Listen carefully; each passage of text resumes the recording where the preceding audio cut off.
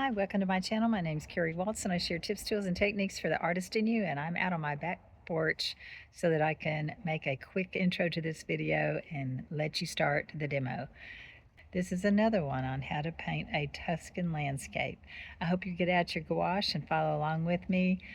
I was teaching a gouache workshop in my home at the time, and so you will hear some questions in the background. So hope you enjoy the video and let me know. Like and subscribe if you get a chance. I really appreciate it, and it helps my channel grow. Have a great day. How can I tone that blue down just a tad? That would lighten it. But if I want to take the blue intensity out, A little bit of orange. tiny bit of orange. All right, I'm going to tiny bit of orange. So let's, oops, what happened? Too much. All right, so again, now it's a little green. That's the joy of, that's okay. All right, that's a little green. So I want to bend that color instead of starting over. I had stuff in my brush. I just went to the ultramarine blue, and I just added a little more of the purpley tone to it. So I want more than one color of blue for my sky. Anytime I'm making a sky, I don't want just one color tone. All right, I'm looking to see if my paper's still damp. It's not. It just got soaked all in. So I'm just going to come back and I'm going to get my darker blue and I'm going to drag it across the top. And I'm going to get my lighter blue and I'm going to drag it in through there. And if I want to drag a little bit and create a little illusion of some clouds, I can even lift some of that off. But it doesn't matter, whatever kind of sky you want. I just wanted it soft. While it was wet, I'm going to get a little bit more of that blue, tiny bit darker than what I had in the sky. And I'm going to lay that down back here. So it's wet, but my paint is a little thicker than the sky paint. So it shouldn't bleed too much because, and I think that's too dark. Because when I squint, I don't want it that dark. So if it's too dark, what do? What are my choice? I got two choices. Have it down. Move some of a thin layer over to the lighter color. Wet it and take it off. Yeah, I can wet it, take it off. I can thin it down. I can put a lighter color on top. All of those are correct. Okay, so but see how you know if I realize right then that it's too dark, go ahead and lift it instead of fighting with it. All right, before I get too far in my landscape, I want to show you something. This is one thing that really helped me with these fields. So y'all look up. I'm going to assume that right over here, somewhere in here, is a vanishing point. Okay? I'm going to have mountains in here in a minute. But that vanishing point, and this is my horizon line, right along in here. Okay, so think about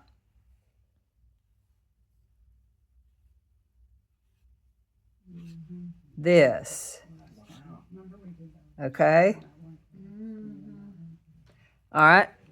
And maybe out here is another one, another vanishing point.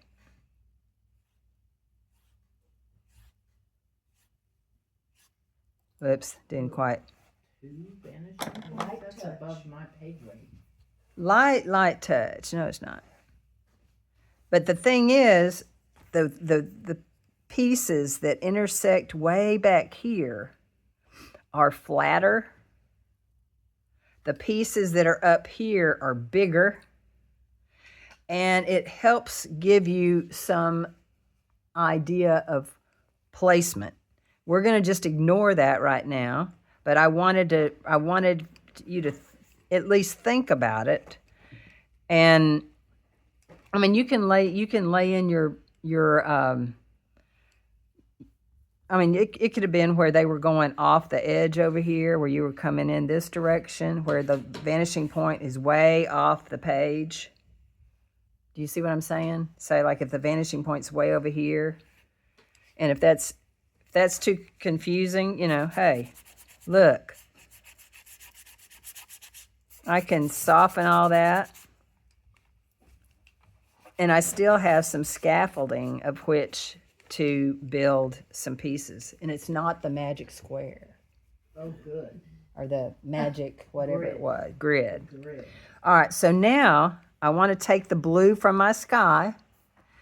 I want to add a little more burnt sienna. I mean, not burnt sienna, but a little more blue to it. I think burnt sienna is not a bad idea. Just a tiny. Are you using cerulean or ultramarine? Both mixed. I put a tiny. Look, I just dipped my brush the teeny tiny corner. Let me ask you a question before you go any further. Uh-huh. I was behind. When you were doing your lines out from the vanishing point, they all connected at one point. Is that correct? Well, to your eye level. Somewhere they'll connect to the point on your Okay. eye level. Okay. So they don't have to like have a point and then go out from there on your paper. No, not for Okay. what I'm doing. Okay. It's just We're good. if I'm looking out here and looking out here, Yeah. then. But the vanishing points are usually always. I mean, it has to do with where you're visually looking. Well, that didn't make any sense at all. So wet that when you put your mountain in, it bleeds all over the place. Then you dab it with a paper towel. All right, so I want a bluish tint. Do you see over here where I have a little blue? I've added a tiny bit of burnt sienna. You can't see the color thing. Your blue. Well, I don't know how to. No, I mean the box of colors. Okay, you were using burnt sienna. I just put a tiny bit of burnt sienna in this blue. Blue-green. And now I'm going to come back and start laying in. So, okay, see, that's really dark. So, again, what did I do a minute ago when it was too dark? Take some paint off my brush. I can go right over it and lift it up. I can drag it in to my, and spread it out into, it's into the field. But I don't need to leave it the way it was when I first laid it in because it was too harsh, too dark. I need a hair dye. There's one right behind Oh, you. is there? All right, so Somebody asked Michelle if she used a heat gun. An oil paint. She was I like, It's not an oil paint. I have one of those too. But you don't use it on your oils. your oil. No. All right, I grabbed a tiny bit of purple just to add some variation in the hills back there. So, I'm not really looking at the photograph, but that right there is a little, it's a little too pointy for me. So I'm going to take a smaller brush and I'm just going to change the shape of that hill so it's not quite so pointed. All right. I'm going to also lift a little bit behind a hill here so that probably pulled off a little too much. But I want the distant hills to be lighter. Sometimes when you lift what's behind something, it pushes what's in front forward. So now you can actually see this hill. Does that make sense? Yep. Okay. Actually did. Yay, I'm so excited. All right, so now, while I'm dealing with some of the things in the back, I'm going to get yellow ochre. And mine's really sticky, so I'm going to put some down here and just add a little water to it. I'm going to add a little white to it for the background yellow ochre. All right, so this is where I'm going to start looking over here and going, okay, way back here, if there was the field, it would look very flat. So I'm putting little bitty streaks of, that's too dark. Lighten it again. You can always get it darker. But what back here, it's in the distance. So I want it to read in the distance by the color that I choose. And then as I get a little closer, then I'm going to get it a little warmer. So it's like when you're painting. And you're using the edge of your brush. Uh-huh. It's like when you're painting clouds that are close to the horizon. Remember how they stack and they're kind of laying on top of each other? They're not tall. Think of that almost here. Is there's little bits of land in through here that is flat and it's so far away that you can't see. I mean, you'll see some. Like some of it will come up the edge of a mountain a little bit. But now I'm starting to look at some of the patchwork. I'm going to come back. Y'all just watch just a second, then I'll let you. With the yellow ochre. Just white. So now I'm going to start looking at some of the patchwork back here is long. This can come a little longer. I'm not looking at the photograph necessarily. I'm just looking at, maybe that might mess you up, sorry. But look for lines that you can follow that mimic some of the lines that you put in for the distance, and some of that is we're gonna come back. I mean, this is just the first laying in. Like there could be a little, actually might be lower than that. Sorry. But the main thing I'm looking for here is I want you to look for different sections of ground that even dragging the brush and making it more patchy is fine. Okay, I'm going to come back with some of the green that's in the distance, and it's real pale again. So I'm going to mix it in with what I just did. I don't want a whole lot of difference between that green and the gold tone that I just laid in, because what the green that gets closer to me is going to be a lot brighter. So does that make sense? I know it looks like a hot mess right now. It's beautiful. Okay, so y'all try to get to that point. Yeah. Well, and then when I look, this is what happens when I'm not looking at my reference. This right here should be really dark green, but I can paint over it. So however far you want to bring in your golden hills is fine. Well, pick up a fairly flat end brush. This one's at an angle, but it's not, it can be flat like this. Smaller flat than what we were using? Mm-hmm. Well, I can't find the one I was just using, so I don't know where. I don't know what I did with it. So it's similar to what I just had, but it's not the same brand. All right. So what I want to do over here is I want to look at some. I'm gonna put some of these in there. I'm not gonna. This is a little road that doesn't look like a road, so I didn't like it anyway. So I'm ignoring that. So what I'm looking at is this shape right here. So I want to mix some peach tones and a terracotta tone. All right, so you're going to need that for the building. So if you already have some Arteza color that is already mixed, well, yay. That's the joy of having convenience colors. I'm just going by what's here. That's very orange, so I'm going to add some pink to that.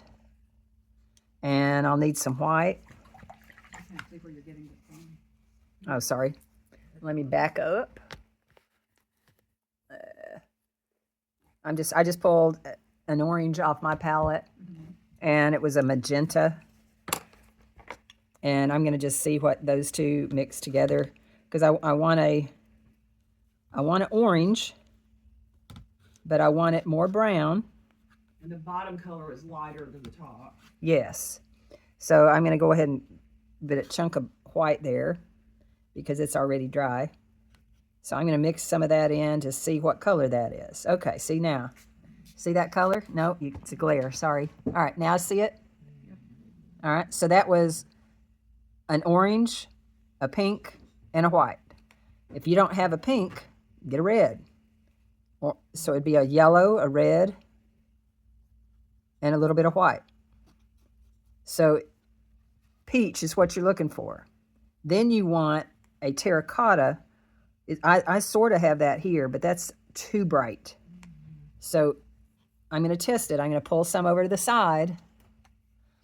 I pulled some of this over to the side. I'm going to add a tiny bit of white to it. And I might, if I want to make it more brown, what would I add to it? Well, you could. Both of you could have been right. I could add a little bit of burnt sienna, and that might tone it down enough. What do you need? What did you start with there? I started with what I had over here and moved it over, this dark color. But what Hillary said, a little bit of blue. Why would blue be a good one to tone it down? Opposite on the color wheel. So I'm not mixing the whole thing in. I'm just taking a little bit over here and mixing a little bit. So I'm going to see if that'll give me a color that I can use. Okay, that gives me a good shadow color. Don't necessarily need that. But I'm just playing. But you with your colors, and you don't have to have them all pre-mixed because you can layer. All right? So, but I definitely want you to have a peach and somewhat of a terracotta. I really think this might work. I'm going to try it with just more water. And I'm going to test it on, what would you test it on? Piece of scrap paper or an index card. Your partner's No, Hillary. Suzanne's painting. It would be fine to test because it would not make any difference. Go ahead. All right, so all I did, I got my brush. Here's that pile of paint, and I barely touched that paint, and I made a watery puddle. Just right, I didn't put the water in that pile. I just barely touched the tiny edge of it. Okay, so that could be enough information so that I could lay in where I want the roof, and then I could come back and make it darker later. But the main thing is you want one darker and you want one lighter. Okay, so those two tones. Now, the difference is the perspective of what I'm looking here. If I move this right here, then I won't see the side of that building. So I'm going to leave it right here, and I'm going to put trees over here. But do you see why? Okay, so I'm going to take my pale peach color, and I'm going to stand. Look at how my brush is facing. The edge of my brush is straight up and down with the edge of the paper, so it's parallel with the edge of the paper. So my building will be straight. Like vertical. Vertical.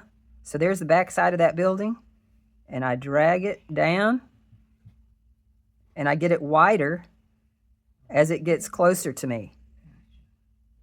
And then I'm going to go across parallel to, and that might be, I'll make it a little wider. I'll make that. So, all right, there's one building. It's a little. It doesn't have the roof on it. No roof, Okay. correct. Good point there. Yeah, no roof. All right, the front side needs to be lighter because that's where so I'm coming over it with some white. I'm just making it lighter. And while I have that color on my brush, I'm going to come back here and lay in kind of a rectangle. There'll be another building there.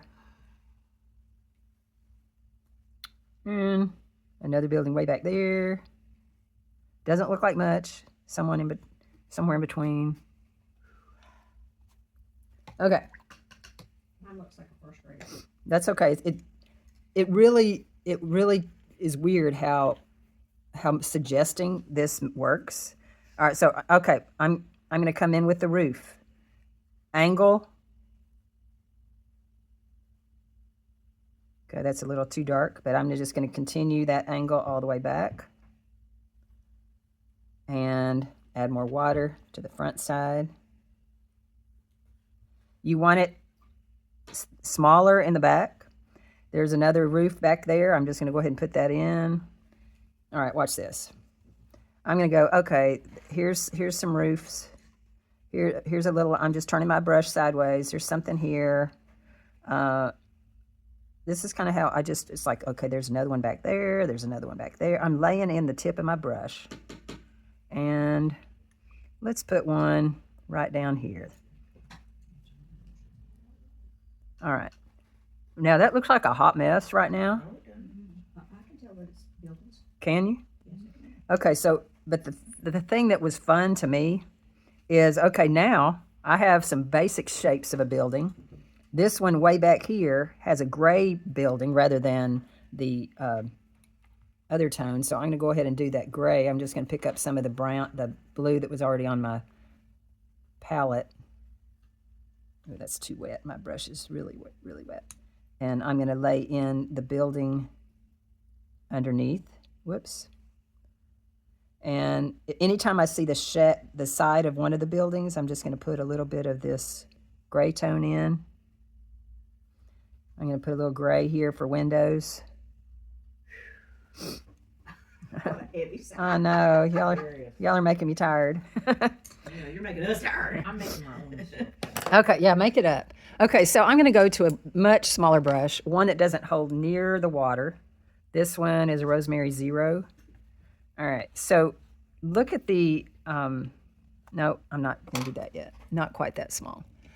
We're going to fill in foliage. Filling in foliage does wonders. It's magic when you put in these trees and some more dots and the suggestion of foliage, and it'll be like, oh my gosh, there's buildings. Well, there's I see. and you'll put trees in between the buildings. If you don't like a building, you can paint over it. It'll be safe and covered, right? See, like my building up front is really too tall in the far. Like I'm gonna make it less high right here. Does that make sense? Good. Okay, so I'm gonna go ahead and start filling in some of this foliage around the apartment buildings or the buildings or whatever. I'm gonna make a darker green, but it's not as dark as the cypress trees. So I'm gonna pick up some of this green again, and what is already on my palette that I can mix it with. Say that one more time. Sorry. Yeah, I'm getting some green because I want some green to go in this foreground. I don't want it as dark as the cypress, but when I pull out this dark green on my palette, and I said, what do I already have on my palette that I can add to this? Black? I already have it on my palette though. Oh, dark green. I want to mute it. You got some red there? Yeah, so any of this, see, anytime you can take something, a color that you've already used and pull it into, like I can just take my brush and mix it into this terracotta color I have. And that made a nice, more muted, a little more muted green. All right, so now I'm going to start cutting in with the green around the building. See how I just cut the bottom of that building off? And I angled it. Whoops, cut in a little too much. Angled it back there. I can turn my brush on the corner and I can dab as though there's trees back behind there. Trees in between here. I can drag what's in here. Whoops, there's that gray building. That's too dark. So I've got to drag it out and thin it out a little bit because it's in the distance. I don't want it quite that dark. But by taking your, I'm just going to make all this trees and foliage. I'm not even going to do a road. All right, what I don't like is the harshness underneath this building. It's so stiff. So it's like, oh, well, let's put foliage along the edge of the building. So let's have trees in here, and let's have some trees in between. So I'm just looking for a little bit of places that I can incorporate some grass if I want to. There could be maybe some grass in through here. And I'm not sure what kind of building this is that I just cut into, but I know. I'm going to put some big cypress trees right here. That's what I'm going to do. Okay, I'm going to have this hill. I'm going to be up on top of this hill looking down. Here's magic. I'm going to cover up some stuff. It's like, oh, here's this big cypress tree. You don't have to do this. Let me see your brush. Tell me again how you got the dark green. I had a tiny bit of black into the green. Dang it. What brush are you using? Trick me. An angle. Okay. I mean, I just did this because I didn't want to cover, if I don't want to spend much time with what's down there. Now, let me go back and put some, hold up. Let me go back and put some windows and stuff first, and then I'll cover up what I don't want with the tree. All right, so I have a thin liner now, fairly thin, and I'm going to drag it along the roof edge.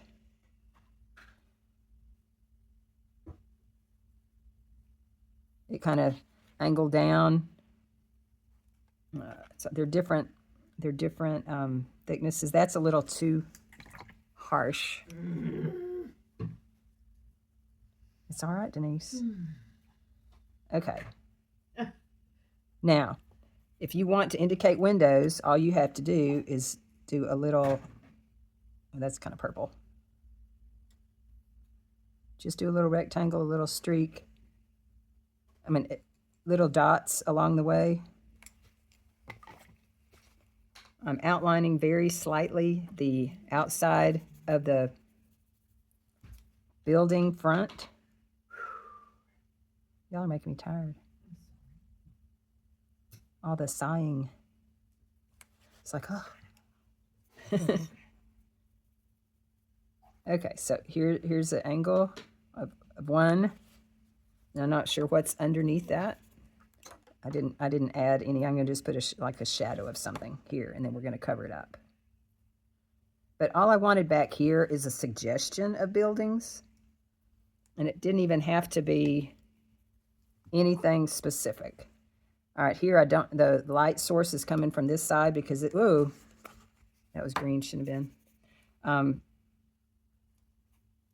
Gonna have lighter on this. The right side of the building roof is lighter. See, this side of the building roof is lighter than the back side. So that's the only reason. That's the only thing I can say right now as to where the light source is. Okay, that's too thick. All right, so now I have a suggestion of that. You're using a little tiny brush. Right. Now, see, now I have space between these two trees right here. And now that I've had some buildings, I can put a little bit more of an orange back there just to indicate there's another building, but I don't even have to tell much about it. You know, it's just a hint of additional things going on back there. Are these palm trees? No. Cypress. They look like they're palm trees in this painting that she took a picture of. Well, now right here, those are kind of palm trees right in through there. That's what I'm talking about. Yeah. So those, like if you want to do that, to come up higher, get a little bitty brush. Can you see what I'm doing? Oh, that's as far as I could zoom on this one. And you just indicate some foliage in the direction that the palm fronds would. And then make a dark color for the trunk.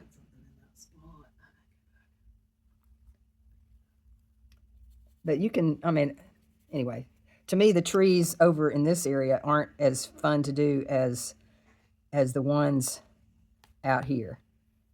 But you're going to want a variety of green. I didn't want just all the same green in the ground. I want what's up above on this hill to be a little darker. And I'm going to even make that darker. Okay. All right, so here we go. I'm going to get my flat brush again. No, I'm not. A round one. A round one, but not real skinny. Okay, do you see? Because I want the brush to help me make the shape of the tree. So find when I'm looking at this, you see how when I lay it down, I can see the tip of my brush is about that big. So I want the size of the brush to help me. Not too pointed. It doesn't need to be too pointed. No, but I mean, you know, it's a preference. Yeah. So I'm going to add ultramarine blue to my green to make it a darker blue green. I want it darker than that, so I'm going to add a little burnt sienna. So that's a pretty dark green. All right, so now down here, I'm going to be looking at, see, like I didn't even include the road on this one. So okay, so here we have some cypress. Let me hold this down so it doesn't bounce. Along here, there's a little bit in here. They're little bitty right in here. And I'm looking kind of along where the lines of symmetry, what did I say? Sorry, y'all. Vanishing lines? Vanishing, yes, thank you. Some of them aren't as dark, so it's more watery, and I'm laying in some streaks in the ground where there might be some vineyards back here. I can lay my brush down and drag it this way to get a different feel. I can add, I'm not just doing trees right now. I'm doing variation in the fields that you see. And I'm bouncing. When I bounce my brush around, it gives some texture and isn't too exact. I wanted to finish those fields before I did all the trees. So in the distance, you'll have a little smaller, waterier, Did she say waterier. Waterier. Waterier. I thought you had made up a word. No. Waterier. Like gouache, but water together. That, That's a good word. that would be cool. Water. All right, but see how if you look up, it's like where I drug a lighter wash of green on top of that gold, and it made it look more like a field that was planted purposefully rather than just all solid the same thing. But you just look for corners where you can add a little bit of, like right there in this one, back here, I can add just a little bit back here, drag it this way, you know, drag some, I mean, I don't want you to get all hung up on, oh my gosh, this isn't looking at all like Carrie's, or, you know, my first one doesn't look at all like my second one. And if I have too much white, I can come back and cover that up. And you're going to be layering with different colors of green. You can add some brown tones in there. You can add little houses way off in the distance if you want. Like maybe there's one way out here and there's a little roof, and, you know. What a hot mess. It really is kind of playful and suggested, where you, ooh, oh, that was really good, Carrie. Good thing I put this in a plastic. Look what I just did. laid it on the paint. Way to go.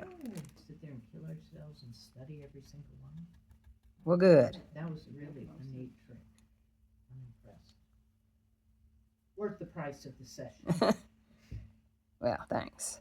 And you can layer the gold even on top of the green to knock out if anything's too light. But I would definitely try to, we should put, what about some lavender fields? Is there lavender fields there? Not at that time of year, but If you want to. I don't know. What time of year would that be? wouldn't it be summer? And this kind of has that fall feel with those gold things, but I don't know. I'll just make it up. Heck. I'll be Susan. Do your own thing. Be my own thing. Like my cousin said, she says, you can't mess it up. Yeah, you can. Yeah. Her paintings you can't. Oh, yeah, I couldn't mess She up the her Bogart paintings. painter? Yeah. Cool. But, you know, even these spots right here, they're reading as roofs. And at least I think they are. Okay, let me zoom in. So you see how that's really not, it's not defined. Correct. Yeah, that or a flat. I mean, I like the angle, just, I don't know, just a variety. Do you remember if that Silver Brush company had a travel set? I think they did. What was Oh, the kind that fold up in They're themselves? just smaller. I didn't play with them. I want to say they did, but Yeah, this is probably too blue, what I'm doing right here, but we'll find out. A lot of times, you know, when you put something that's real watery, what happens? Do y'all remember? When you add something that's Reactivates the paint under it? right, lifts it up. or it takes, if you let it dry, it sinks down into it. So, like what this looks really blue, dark blue right now, and it might actually sink down in a bit and not be as blue. So are you saying it's a good thing or a bad thing, or it just depends? It's just you know, it just happens. Something to be aware of. Yeah. Because I can see how that might be a good thing. Yeah, I think sometimes it is a good thing.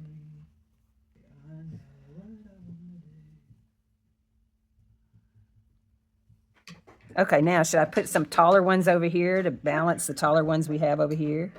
I don't know. Or should it just be on one side? I don't like it on one side, but I think it looks good on one side. Okay, we're gonna Okay, go you with, got that big heel over there, so I think it balances it out. That tall. I think if you put another tall one on the right, it would look Yeah. kind of funky. well, I'll go with you on there. And again, if you ever get anything too heavy, you can go back and lift or paint over it.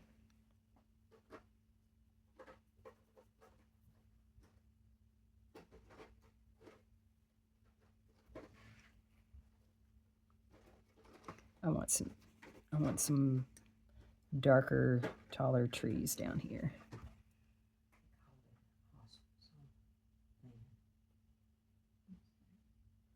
And if you do any of these cypress way off in the distance, be sure that you make them real small.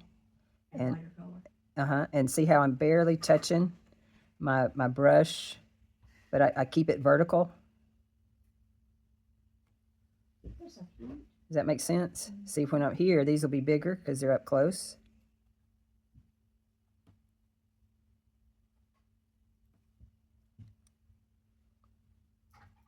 I'm going to put a bunch around these houses because I can do, see, I'm just doing it with one brush stroke. Except for when it's bigger, tall, up close. But anytime you can get your brush to create the shape that you need and just dabbing it, that's wonderful. And then I can put it on its corner and then I can get a different shape. And that's too dark.